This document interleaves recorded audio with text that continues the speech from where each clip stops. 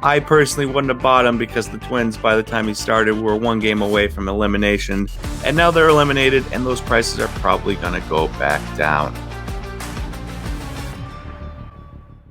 Welcome, everyone, to Dinging Corners, a baseball podcast powered by SlabStox. I'm your host, Nate, and today we are going to talk about the MLB playoffs. Before we begin today, I want to talk to you about SlabStox email program.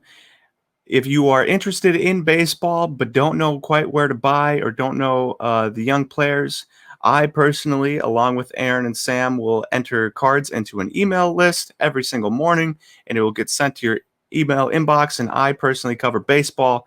And so you can go on there and you can see all of the top guys that I like ending that day on auctions, and you can be able to be like, oh, click on this, click on that one, see the auction, save it, watch it, whatever you want to do, bid on it, and you can get all that information sent to your inbox every single morning. All you have to do is go to slabstox.com to sign up, and you can be well on your way to collecting all of the great baseball players of this generation. So thank you for taking your time to do that if you do, and let's get back to the video. So the last 2 days we've had a bunch of games.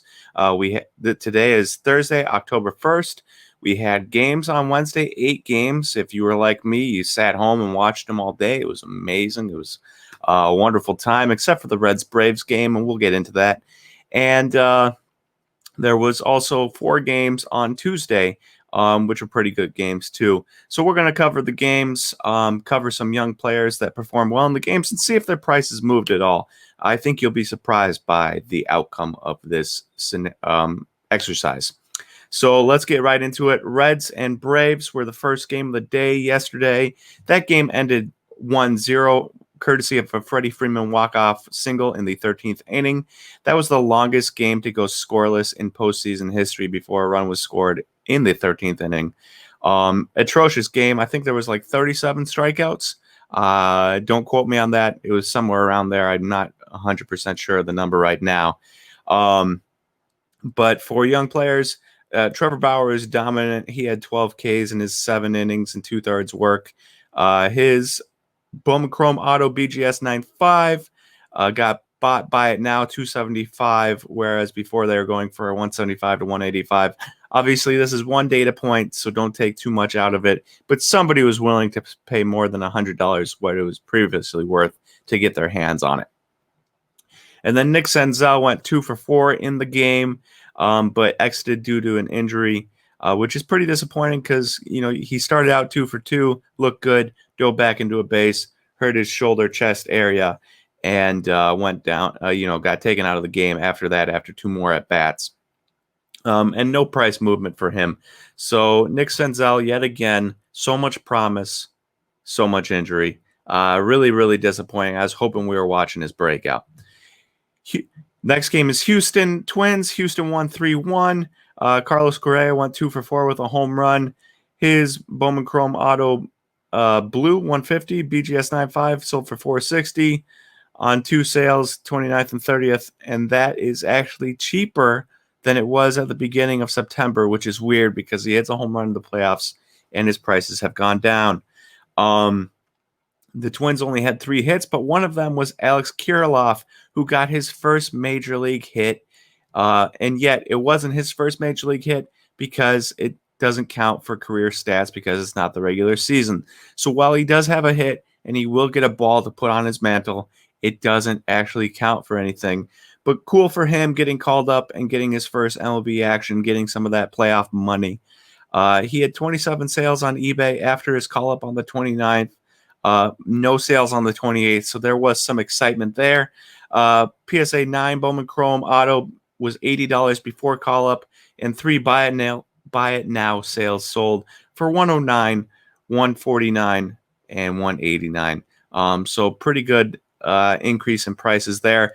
I personally wouldn't have bought him because the Twins, by the time he started, were one game away from elimination, and now they're eliminated, and those prices are probably going to go back down. Also, shout out to the Twins, who are the first team to be eliminated in the playoffs and have not won a playoff series in 18 years. They've gone to like 9 playoff series, to the Brewers 5, I believe, in the last 18 years, and yet they've played like maybe one more. After the Brewers play the Dodgers tonight, I think they'll have played one more playoff game, despite having gone 4 more times. So pretty amazing that the Twins, no matter who they play, just can't seem to win in the playoffs.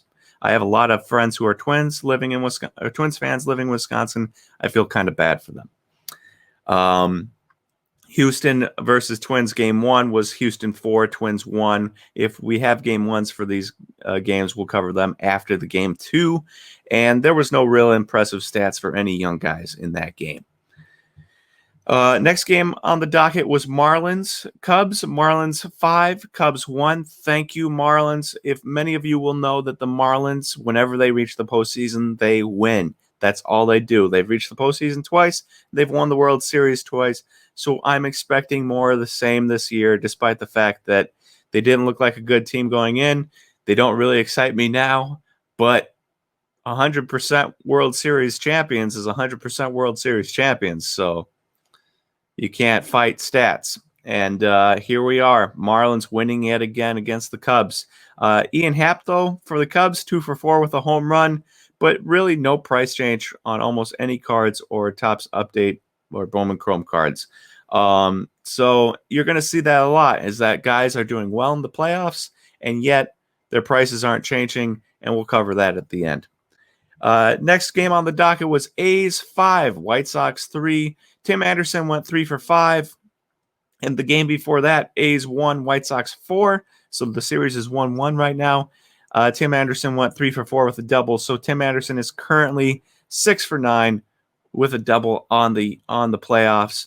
But no price movement on his Topps Update or Bowman Chrome, though there were 2 big Bowman Chrome sales. Orange BGS 9.5 sold for $14.35, and a gold BGS 9.5 sold for $11.25. So those are some nice sales, but overall price movement or excitement over him, not a ton of cards sold, not a ton of price movement, even though he has been probably the hottest hitter in baseball leading up to the playoffs and the hottest hitter in the playoffs so far. Ramon Loriano in game 2 went 2 for 4, but he also no price movement.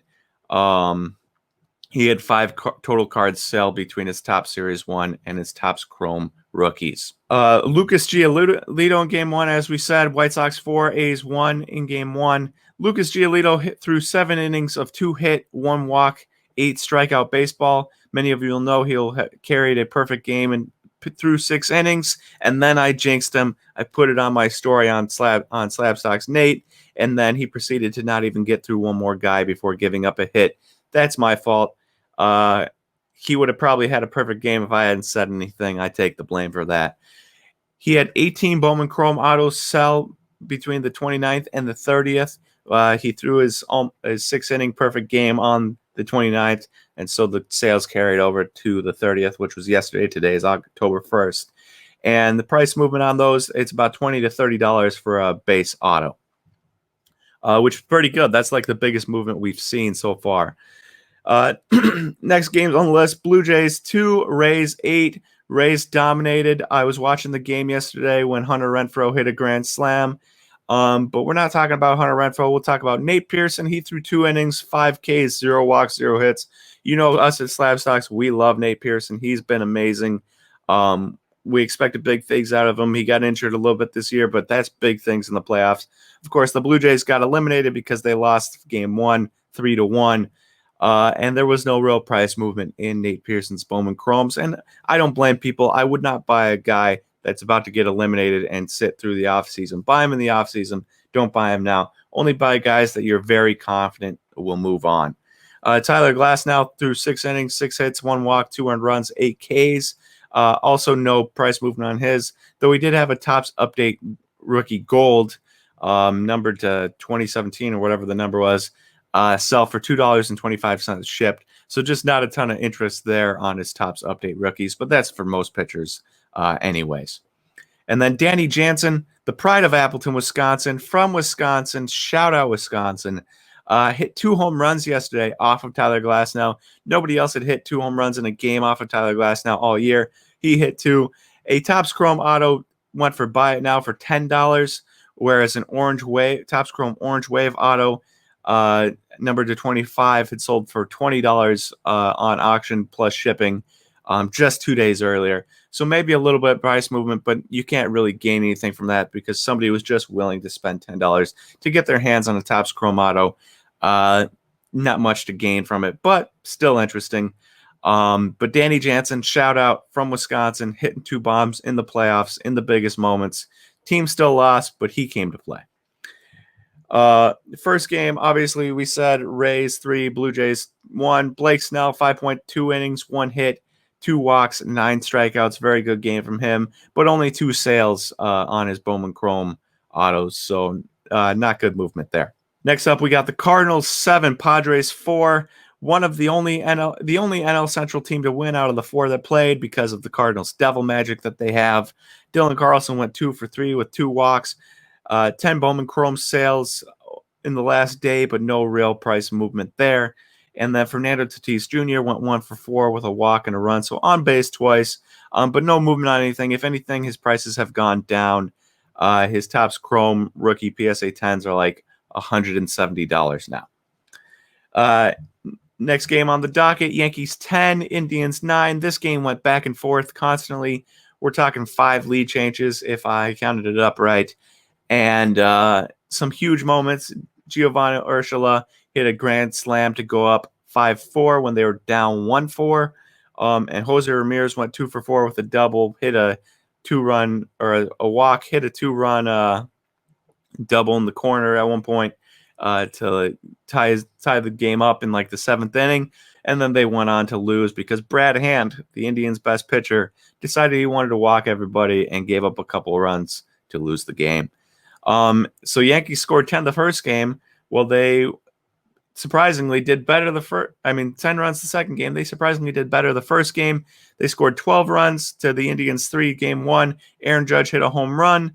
Gleyber Torres went 4 for 4 with a walk and a home run. And Josh Naylor went 4 for 4 with a home run.